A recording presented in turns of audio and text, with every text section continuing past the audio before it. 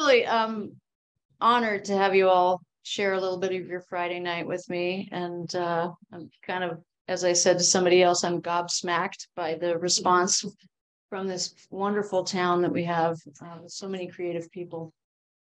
So I've got a 20-minute talk, slides, and then I've got plenty of time for questions.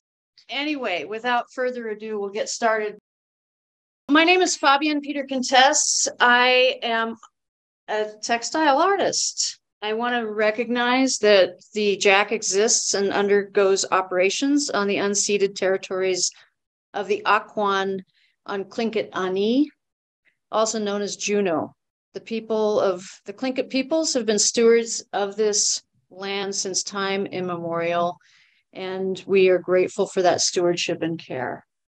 So I'm an artist. I love bold colors and clean lines, as you can tell if you've looked at the artwork on the wall.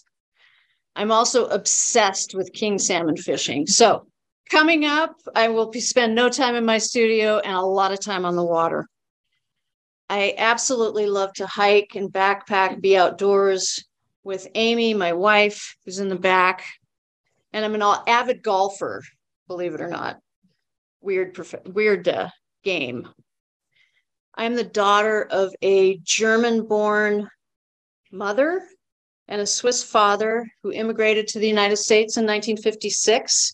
Here they are on the left in the Queen Mary with one boy in tow, one of my oldest brother. And here they are in Juneau, where they came frequently to visit us and spend time and build things. I'm the only daughter or only sister to 3 older brothers. And yes, what they say about the baby girl is true. I was spoiled. My brothers loved me. They still do. And for the last 33 years, I've had the honor and privilege to have the partner and wife, Amy Oliash, who is a truly exceptional human being. She's back there with us. And this work would not be possible without her love and support and all the practical stuff where she would text me from the kitchen and say, what time would you like to eat?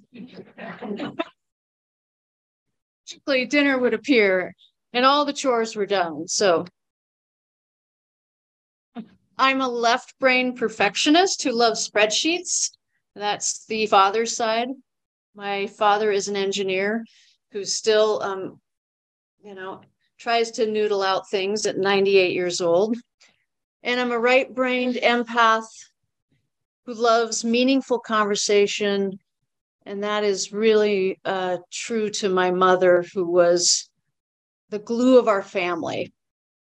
Both of them were artists in their own way. My dad created incredible things with wood. My mother did some watercolor and was a very creative woman. Why? Some of you know why. I moved to Juneau December 26th, 1981 to open the first McDonald's in Southeast Alaska. I moved here for 1 year, and that's the story many of you, I'm sure, recognize. Yeah, I'll go up for a while, take a job, and then I'll leave. Never left, and I found my people. I found my family, my chosen family, and my chosen community. So that's been incredible. So that's a little bit about me, very short history. More interesting, maybe, is my artistic path. This is my mother's Gritzner German-made sewing machine, which she taught me to sew on. And it's still at the house where my dad lives, and I can still thread that thing without even thinking about it. For those of you who sew and you understand or do anything that requires muscle memory, you get why that sticks with you, even after 60 some years. I was never without a craft when I was growing up, some sort of project.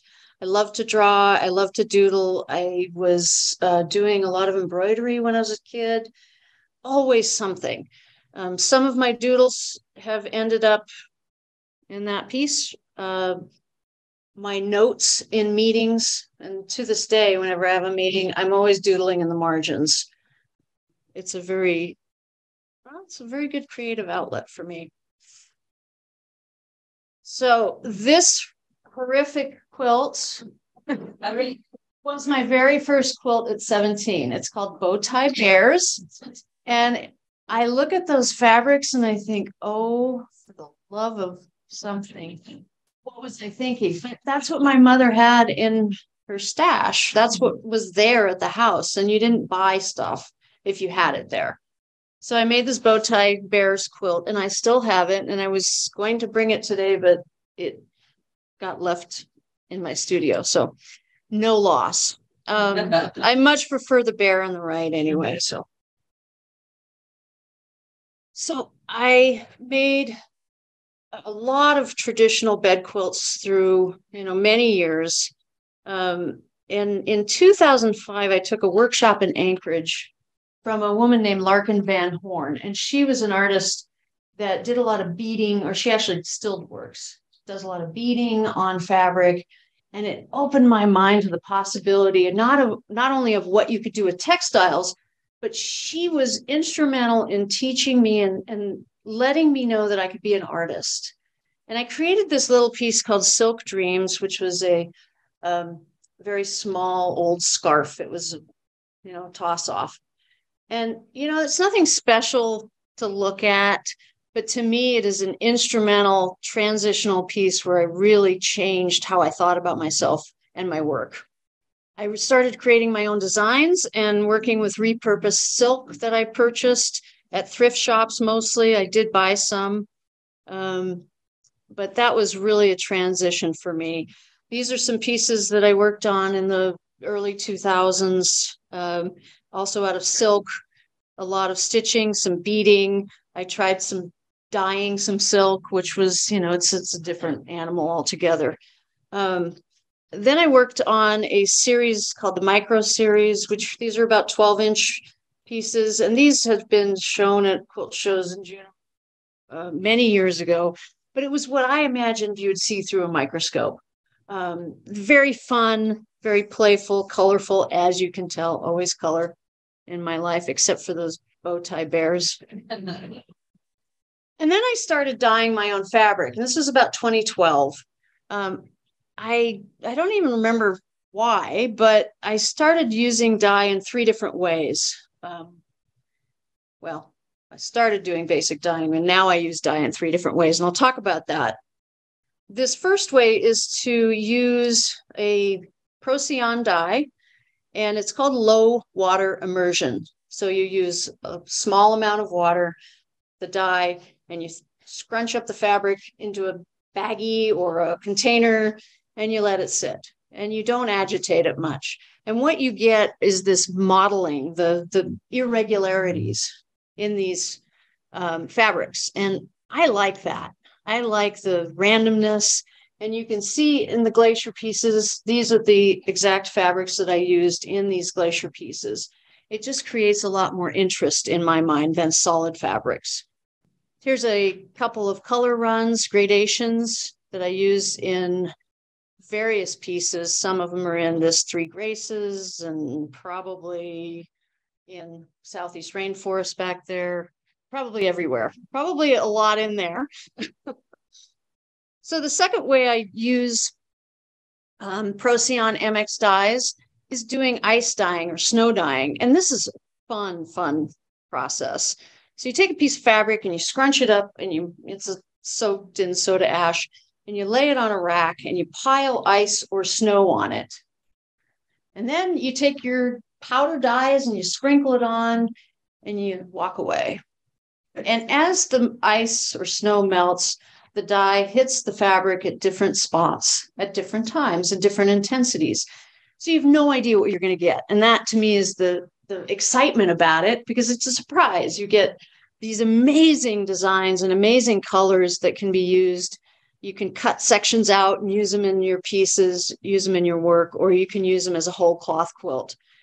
This is a really fun process to do in winter or, anytime if you've got a bag of ice. But here's another example of just a different colorway and the results that you can get.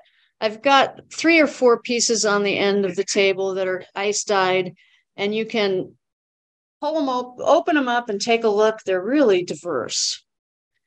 The second or the third way I use Procyon MX dyes is new to me, and it's using thickened dyes. So rather than put the dye powder in water and put the fabric in it, you're using something called sodium alginate, which is a seaweed based food thickener, or it's not the same exact compound, but it's basically the same.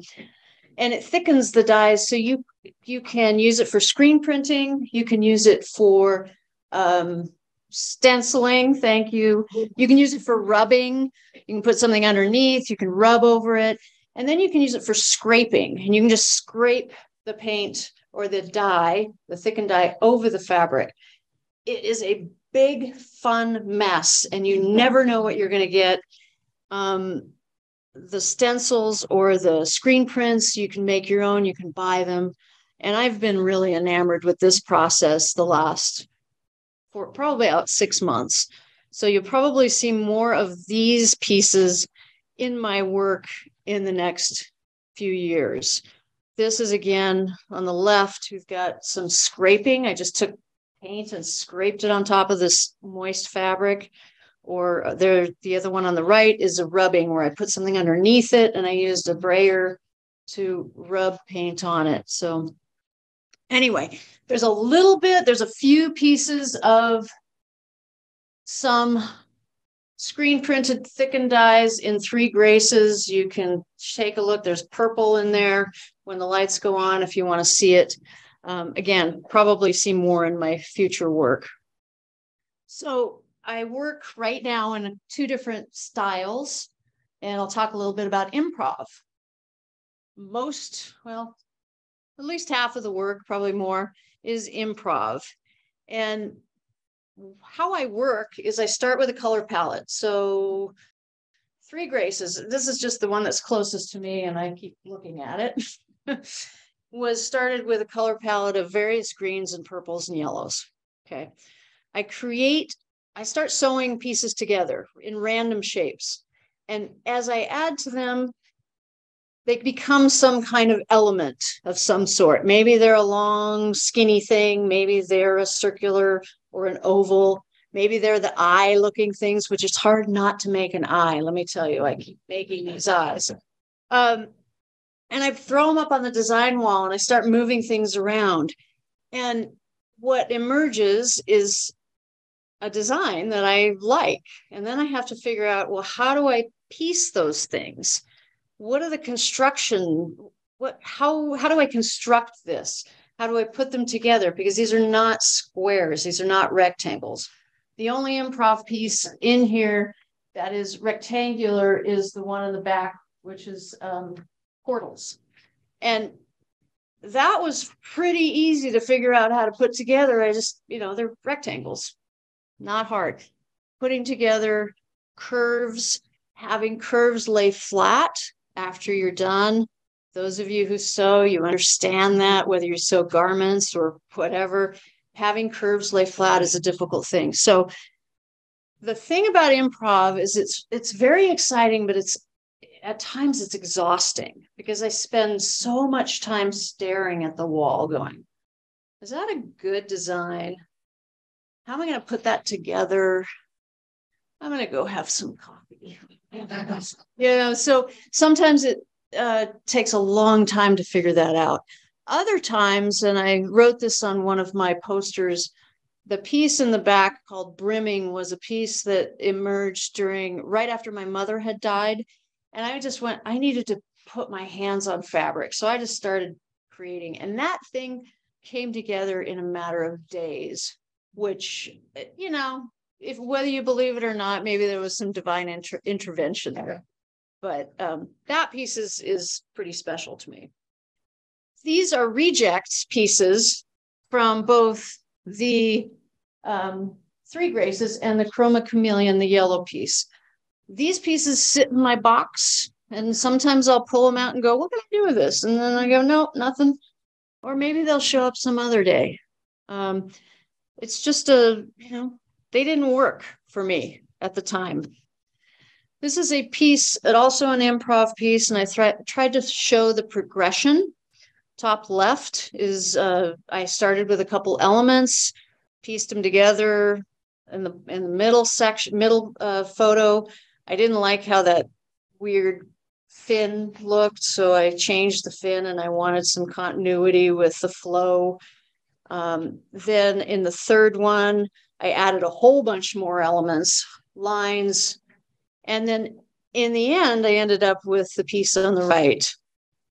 If you notice, there is that eye in the first three pieces, which has a red outline and a black center, but that does not exist in the final piece. So those decisions are, every time you're putting something on the wall, you're thinking, oh man, what if I turned it? What if I flip this over here? So it's fun, very fun process. So that is a little bit about improv. And the other type of work I do right now is representational. I'm sure there are other art words for it. But it's my interpretation of a landscape, of a bird, of a flower, something that you would recognize, even though you might recognize it out of a Dr. Seuss book. It's still recognizable. Glacier series is based on my photographs of the Mendenhall Glacier. Doodlebirds is obviously based on my doodles, which are some of my doodle journals are in the case there. A very short intro on how I actually create these. Those of you who are familiar with needle turn applique, these are all, they are not raw edge, they are all turned, but I don't do it with a needle and turn it under. I have this process. So from my pattern, I create a middle manual pattern, small. I project it up on the wall, the size I want it, and I create the full size pattern. And this pattern you see on the left-hand side is a little slice of Doodlebirds. The pattern is 40 by 126. The blue Doodlebird is kind of what I've got here in my example, but I made it in yellow yesterday because I wanted you to see how I did it. I create a poster board template of the main elements. And then I take a piece of fabric and I cut out about 3/8 of an inch larger than the template. And I use spray starch with a paintbrush and I paint around the edge and then I press the fabric over the template. And the reason I use the template is it creates, again, crisp lines, and I love crisp lines. I don't want raggedy. I like it smooth. That's my left brain going. It must be precise. And then the picture on the right just shows the finished outline of a new Doodlebird with some wings. It gets appliqued, stitched by hand on a piece of backing. And then I use all kinds of, add more fabrics. I add more texture. I use inks, alcohol-based inks to highlight areas. Sometimes I'll do some hand embroidery on that piece in particular. I haven't done any hand embroidery on this piece. So that in essence is how I create the templates for these large pieces and even the small ones. So you could probably imagine how many templates are involved in creating this. Hundreds, and cardboard or poster board is everywhere in my studio. So now we come to the best part, or my favorite part of the process, which is the machine quilting, the free motion quilting. I use free motion quilting to enhance the design, to create texture and depth, sometimes to add color. And I find I just love this part. I change threads. I use a lot of rayon threads because I like the sheen. I like the shininess. And I have, lots and lots of thread. The machine I use is a Bernina Q20. And this machine is considered a mid-arm machine. And sorry for people who don't sew, but I'll try to explain. A mid-arm machine is a stationary machine. and I move the fabric. So I'm moving the fabric and I'm moving, and I'm going to, I'm moving 10.5 feet of fabric under the needle. It has 20. Yeah, it has 20 inches of throat space, meaning from the needle to the back of the machine, I got 20 inches to work with. And then I have a table that's pretty big. There is also a long arm, which could be the same exact machine on a frame. And the difference is the fabric is stationary and you're moving the needle, you're moving the machine. I have found, and I'm not a long armor, but I've tried them, and I have found that they are different skill sets. They translate a little bit, but when I get on a long arm, I'm like, it just runs away with me. And so anyway, that's a little bit about the type of machine I use. So when I choose a quilting design, well, it comes from practice, obviously. But for each section of fabric, I generally change the design and I change the color depending. I'd use a lot of gray in this piece on the left, which is brimming. But I think about what would enhance the piece. And I'm going to use the example of these orange eyelashes. I guess they are. If I had decided to quilt horizontally, it wouldn't have made sense. The movement is out and up. So I think about, where is the movement? So I quilted along the lines of those eyelashes. I also made a choice not to quilt the eyelashes, and that it makes them puff out a little bit and it brings them forward. So you can use your machine quilting to really change the texture and what is forced forward and what hangs back a little bit. The dark gray or that black around the eye is also unquilted because I wanted to, first of all, it's kind of skinny, and the other pieces, I wanted it to stick out a little bit. On the right-hand piece, it's a very linear piece. It's angular, so I use linear quilting designs. But once I got to the green section, I was like, we need to soften it a little bit. So softening it with just a tiny bit of curve creates more interest. The lily pads on the left, well, they kind of just spoke to me as lily pads. So let's make some lines in there. And if it's a pond, well, let's put some flow of watery looking things. And then maybe it's up against the side of the pond and you've got some stones. You can imagine anything you want about that. It's just those designs that I chose, that I felt enhanced the piece, rather than just, I'm going to just quilt some straight lines around it. The thing I'm really happy with is the quilting on the Glacier series. And this is the 7th of the series. And I have tried to create angular ice and hard edges and fissures with the free motion quilting. It's also enhanced with some ink work, but you can really do a lot with the free motion quilting to change the way something looks. And then with the Southeast Rainforest, which is the triptych back there, this was just fun. I was like, okay, first of all, it was started out as a big piece and I got pretty frustrated trying to quilt it. That was before I quilted this one. And I decided to cut it in 3 pieces. And I was really happy I did, because I like the triptych look. But just changing threads, changing patterns, what makes sense, what looks good. I will always give something a try, and generally I like the way it looks. I also spend a lot of time ripping out stitches, and I do. Go back to my dad, perfectionist.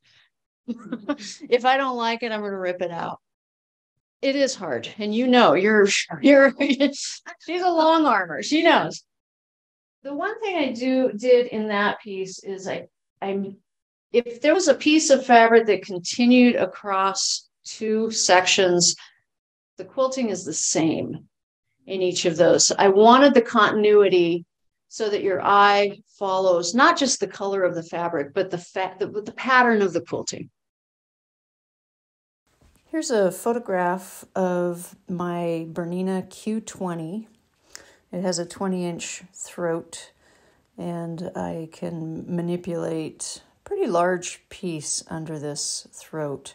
Doodlebirds is 126 inches wide, and so I have it rolled and clamped with some clamps that I got at Amazon, and a bungee cord system that holds the weight up off of the table just enough so I can manipulate the work without too much struggle. It's a pretty ingenious system that I copied from somebody on Facebook. So I'm putting the finishing touches on this piece, and I have a short video of another Doodlebirds, a very small piece that I did for an auction. So I'm just doing the last bits of machine quilting on this dark turquoise bird, and I'm moving the fabric under the needle, and it's slow progress. This is the example of Doodlebirds. Thank you very much for spending a little bit of your Friday evening with me. Ganesh Chish. And please check out my website if you want to know more about my work. Thank you.